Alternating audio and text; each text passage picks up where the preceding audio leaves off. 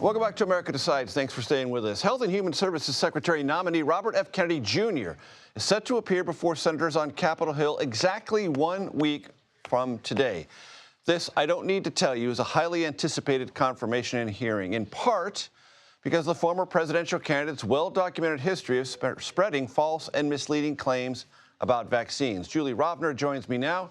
She is chief Washington correspondent for KFF Health News. She also hosts its weekly healthcare policy news podcast, cleverly titled, What the Health? Julie, it's always great to see you. So we have a hearing date now, which we didn't until just a couple of hours ago. Where would you say, and explain to our audience, the status of RFK Jr.'s nomination stands? I would still say it's troubled, and it's mostly because he has opposition coming from various different directions. There are still not just Democratic. No, not just Democratic. There are members of the anti-abortion movement that are very unhappy because until he pretty much took this position as the candidate, he'd been pro-abortion rights. So for most of his life, most of his career.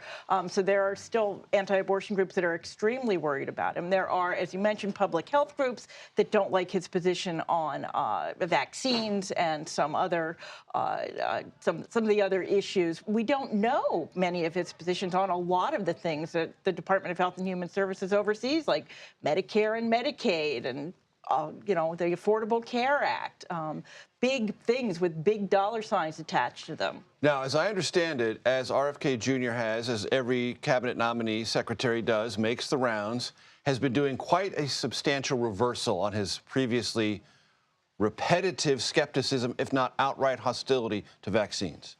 Yes, he has tried to describe himself as someone who just wants to see more information about vaccines. Of course, there's voluminous information. They've been studied over many years, most vaccines, particularly childhood vaccines, over decades. And they are known to be extremely safe, extremely effective. Yes, there are people who have side effects from vaccines. That's why there are programs to help people who have side effects from the vaccines. But overall, it is considered an enormous boon to public health.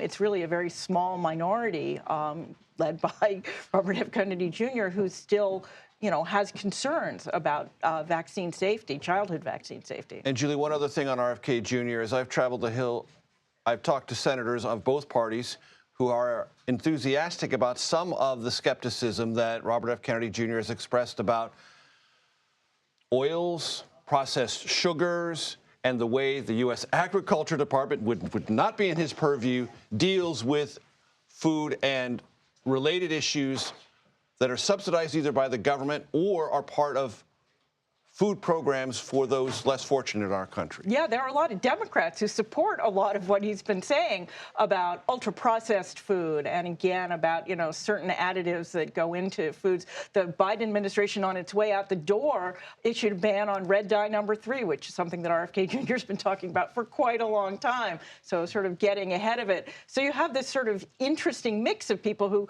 support a lot of what he does, oppose a lot of what he does, and they're coming from all sides. So it really is a big question mark what's going to happen with this nomination. Julie, I also want to ask you about something that is reported to be a new move from the incoming Trump administration to limit or halt communication to the public from public health entities within the federal government. Can you describe what you have learned? Yeah, this is not that unusual that when a new administration comes in, even one of the same party, but certainly one of a different party, that they just say to all the public affairs offices, stop, don't put out any press releases, any changes in guidance, certainly not any regulations. But this seems to go further than most administrations have done. They're going to do things like stop the Morbidity and Mortality Weekly Report, which is a scientific publication that the CDC puts out every week.